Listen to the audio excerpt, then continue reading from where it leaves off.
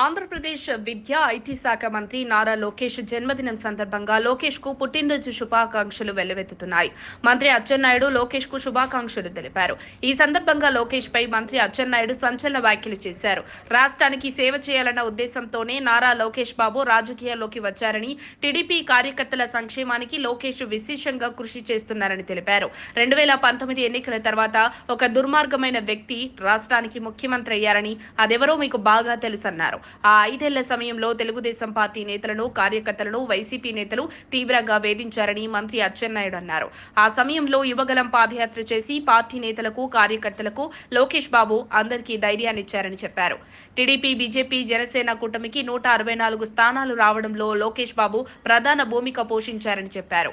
చంద్రబాబు ముఖ్యమంత్రి అయిన తర్వాత ఏపీకి భారీగా పెట్టుబడులు, పరిశ్రమలు వస్తున్నాయని ఈ సందర్భంగా తెలిపారు. ఎవరు వద్దన్నా కాదన్నా తెలుగుదేశం పార్టీకి చంద్రబాబు తర్వాత మా నాయకుడు లోకేషే అన్నారు. ఇందులో ఏ వివాదం లేదని అన్నారు అచ్చెన్న. మేం స్వతహాగా ఏ నిర్ణయాలు తీసుకోము. ఒకవేళ ఏ నిర్ణయం అయినా తీసుకున్నా అది కూటమి పెద్దలు అందరూ ఓకే అన్న తర్వాతే అమలు చేస్తాం. ఎవరు వ్యక్తిగతంగా ఇష్టం వచ్చినట్లు మాట్లాడడం కూటమి ప్రభుత్వానికి మంచిది కాదని, అందరూ మా ముఖ్యమంత్రి చంద్రబాబు అడుగుజాడల్లో వారు చెప్పిన విధి విధానాలను పాటిస్తున్నామని మంత్రి అచ్చెన్నాయుడు పేర్కొన్నారు. కాగా ఈరోజు మంత్రి నారా లోకేష్ జన్మదినం సందర్భంగా శుభాకాంక్షలు వెల్లువెత్తుతున్నాయి.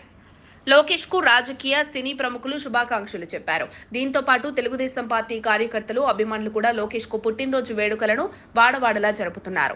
ఆంధ్రప్రదేశ్ రాష్ట్ర వ్యాప్తంగా లోకేష్ జన్మదిన వేడుకలను ఘనంగా నిర్వహించారు. టీడీపీ నేతలు ఆయా జిల్లా నియోజకవర్గాల్లో కేక్ కట్ చేసి రక్తదాన శిబిరాలను ఏర్పాటు చేశారు. ఎమ్మెల్యేల ఆధ్వర్యంలో లోకేష్ పుట్టినరోజు వేడుకలు ఘనంగా జరిగాయి. మంగళగిరిలో ఉన్న టీడీపీ కేంద్ర కార్యాలయంలో కూడా నారా లోకేష్ పుట్టినరోజు వేడుకలు ఘనంగా నిర్వహించారు. మరిన్ని అప్డేట్స్ కోసం మా కాయ్ టీవీని సబ్స్క్రైబ్ చేసుకోండి. మా వీడియో కనుక మీకు నచ్చినట్లయితే లైక్ చేయండి, షేర్ చేయండి. మీ విలువైన అభిప్రాయాలను కామెంట్ బాక్స్లో తెలియజేయండి.